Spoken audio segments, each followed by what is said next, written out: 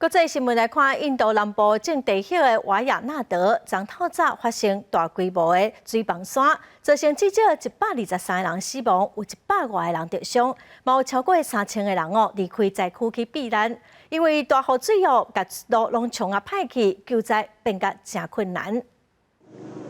真侪救援人员伫咧落雨暝内面进行救援的工作。你看受伤的人送去直升机。印度南部克拉拉邦落大雨做大水，30透早伫咧山仑地区发生几路件土石流。因为迄当阵真侪民众拢已经困啊，所以袂赴走，伤亡真惨重。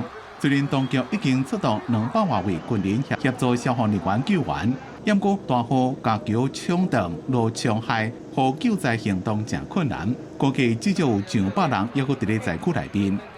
इधर बहुत दर्द है इधर अंदर जाने का बहुत मुश्किल था इधर घर का अंदर भी थोड़ा डेड बॉडी था अभी भी अंदर था लेकिन हमको कुछ नहीं कर सकते अभी लाइट भी नहीं है 这边土石流是克拉拉邦自2018年以来上严重的天灾。当灾区瓦亚纳德因为地形的关系，当年的6月到9月季风季节来时阵，真容易发生土石流。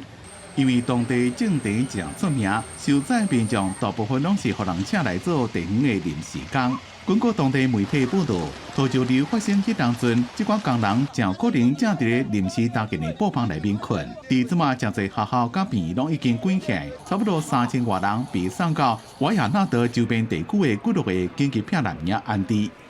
ആദ്യം 2 മണിക്ക് പ്രളയം ഉണ്ടായി, അതിനുശേഷം 3:30-ക്ക് വീണ്ടും പ്രളയം ഉണ്ടാവുക. അപ്പം മാറി നിന്ന ആളുകളെ വരെ ആ വീടുകളടക്കം, ആ സ്കൂളടക്കം, അമ്പലമടക്കം ഒലിച്ചു പോകുന്ന ഒരു സാഹചര്യം.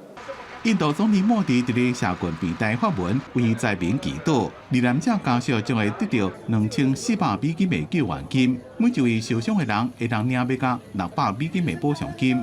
印度环境专家讲，气候变迁造成落大雨的机会增加，和当地发生致命天灾次数更加多。因若起水坝、乱造森林甲开发案等问题，也和天灾伤亡愈来愈严重。公司新闻，牛岸编辑。